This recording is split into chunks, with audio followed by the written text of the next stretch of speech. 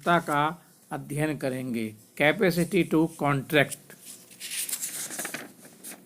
भारतीय अनुबंध अधिनियम 1872 की धारा 11 के अनुसार प्रत्येक ऐसा व्यक्ति अनुबंध करने की क्षमता रखता है जो संबंधित राज्य नियम के अनुसार वयस्क आयु का है और जो स्वस्थ मस्तिष्क का है तथा वह किसी राज्य नियम के द्वारा अनुबंध करने के अयोग्य घोषित नहीं कर दिया गया है। इस तरह से यदि हम भारतीय अनुबंध अधिनियम के इस प्रावधान की विवेचना करते हैं तो हम ये देखेंगे कि इस अधिनियम में निम्नांकित पक्षकारों को अनुबंध करने के योग्य नहीं माना गया है। पहला, ऐसा व्यक्ति जिसे संबंधित राज्य नियम में अवयस्क माना गया हो। दूसरा, ऐसा व्यक्ति जो अस्वस्थ मस्तिष्क वाला हो, पागल या विकृत मस्तिष्क वाला हो। और तीसरा, ऐसा व्यक्ति जिसे देश के किसी अन्य राज्य नियम द्वारा अनुबंध करने के लिए स्पष्ट रूप से अयोग्य घोषित कर दिया गया हो।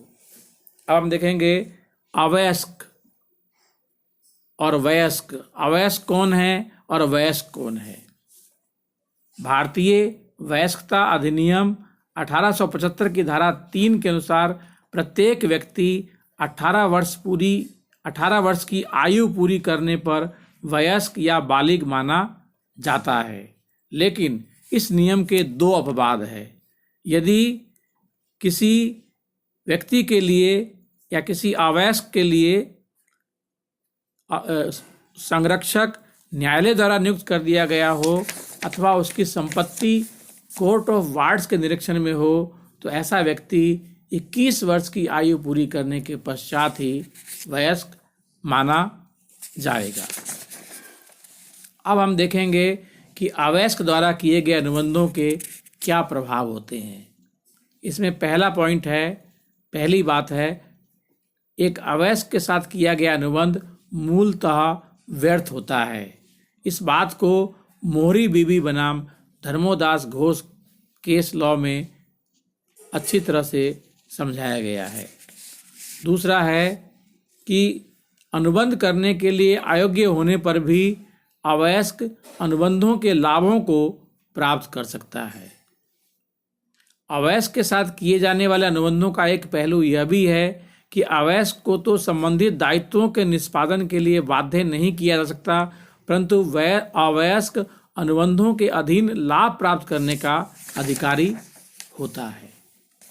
तीसरा पॉइंट है, अनुबंध के अधीन प्राप्त लाभों को लौटाने के लिए अवयस्क को बाध्य नहीं किया जा सकता है।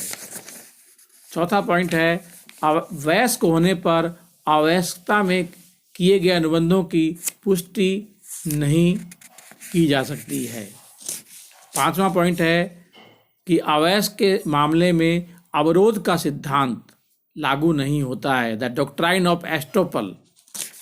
इसमें ये कहा गया है कि किसी दूसरे व्यक्ति के किसी बात के ऊपर विश्वास, अपनी सत्यता का विश्वास दिलाता है और उस सत्यता का जो विश्वास व्यक्ति दिला रहा है उसके आधार पर कोई व्यक्ति व्यवहार कर लेता है तो यह एस्टोपल का सिद्धांत कहलाता है, अवरोध का सिद्धांत कहलाता है। लेकिन यहाँ जो व्यक्ति किसी बात के लिए सत्यता का विश्वास दिलाता है उस व्यक्ति को क्षमताशील व्यक्ति माना गया है। लेकिन अवयस्क के मामले में यह नियम लागू नहीं होगा। इसी तरह से अगला बिंदु है, अवयस्क से कोई विशेष निष्पादन नहीं कराया जा सकता है। यदि अवयस्क के लाभ के लिए उसके संरक्षक ने कोई अनुबंध किया है तो उस पर यह सिद्धांत लागू नहीं होगा। सातवां पॉइंट है, अवयस्क द्वारा जीवन की आवश्यकता पूरी करने के लिए अनुबंध। जीवन की आवश्यकताओं को पूरा करने के लिए अवयस्क द्वारा अनुबंध किया जा सकता है। अब जो उसके जीवन की आवश्यकताओं में किन बातों को जीवन की आवश्यकताएं मानी गई हैं उसमें कुछ बातों को हम देख सकते हैं। खाने पीने व रहने पर किया गया व्यय, बहन की शादी पर किया गया व्यय, संपत्ति की रक्षा के लिए किया गया व्यय, अदालत की डिक्री के अंतर्गत संपत्ति बिकने से बचाने के लिए किया गया व्यय, निकटतम संबंधियों के अंतिम संस्कार व श्राद्ध पर किया गया व्यय, स्वयं और आश्रितों की पढ़ाई और चिकित्सा पर किया गया व्यय।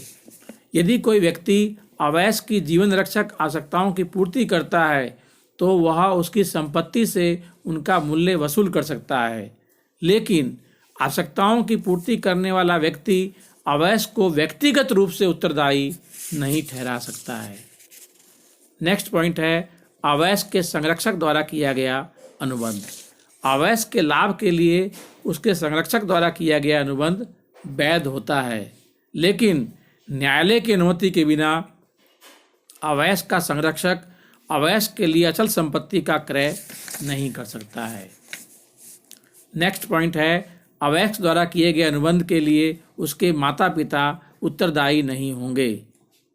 अवयस्क द्वारा किए गए अनुबंधों के प्रति दायी नहीं होंगे, भले ही अवयस्क ने जीवन रक्षक आवश्यकताओं की पूर्ति के लिए ही अनुबंध क्यों न किया हो। उसके बाद है नेक्स्ट विवाह के ठहराव एवं नौकरी के अनुबंध में अवयस्क का दायित्व। अवयस्क द्वारा शादी के लिए किए गए ठहराव व्यर्थ होते हैं, इसी तरह से उसके द्वारा नौकरी के लिए किए गए अनुबंध भी व्यर्थ होते हैं। और अंतिम है अवयस्क के प्रति प्रतिभू के दायित्व, गारंटर के दायित्व। अवयस्क स्वयं तो किसी के लिए प्रतिभू नहीं बन सकता, लेकिन अन्य व्यक्ति अवयस्क के लिए प्रतिभू बन सकते हैं। अवयस्क का प्रतिभू अवयस्क को ऋण देने वाला व्यक्ति के प्रति व्यक्तिगत रूप से उत्तरदायी होता है।